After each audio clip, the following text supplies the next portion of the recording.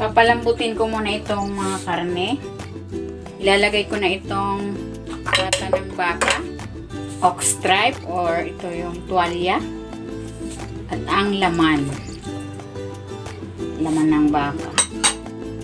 Lalagyan ko ito ng tubig.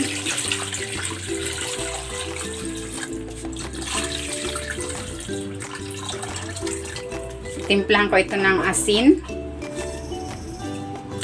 at ng paminta. At maglalagay din ako dito ng sibuyas.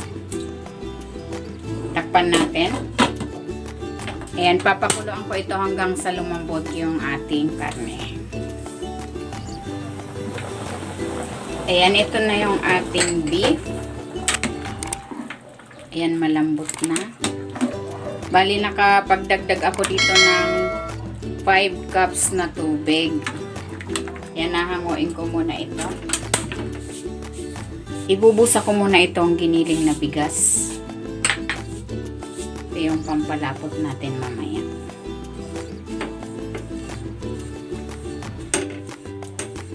Ayan.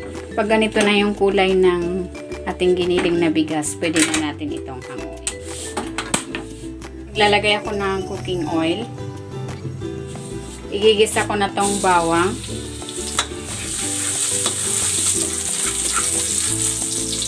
At ang sibuyas.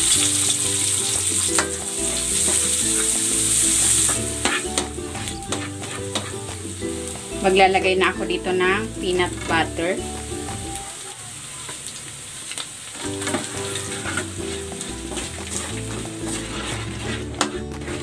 Chunky peanut butter ang ginamit ko.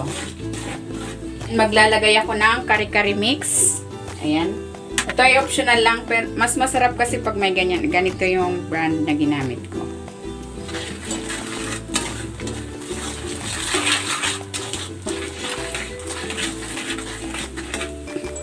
And maglalagay na ako ng binusa na giniling na bigas. Bango!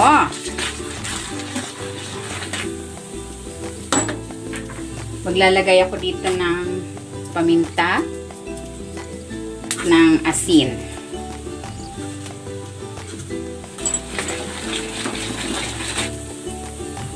Then, ibubuhos ka na dito yung sabaw ng pinakuluan nating beef. Ayan.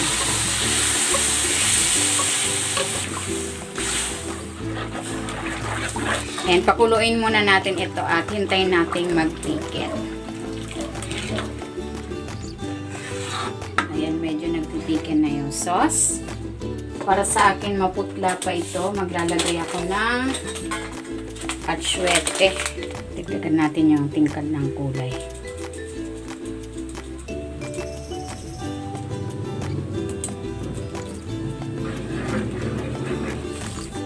Ayan, okay na yan. Balik ko na dito yung pinalambot nating beef. Ayan. Para kumapit na yung sauce. Yung lasa ng sauce. Ayan, sa meat. Ilalagay ko na dito itong puso ng saging. Dahil matagal itong maluto.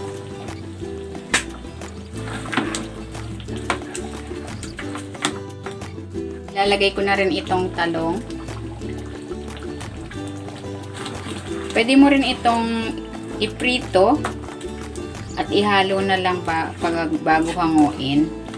Ako mas prepared ko na dito siya lutuin sa sauce para malasa din yung ating gulay. Lalagay ko na rin itong sitaw.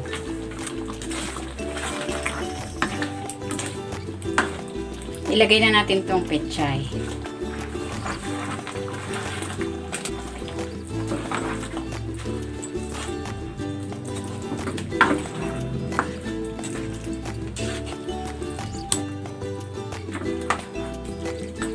Ito na, luto na itong ating beef kare-kare. Hanguin na natin.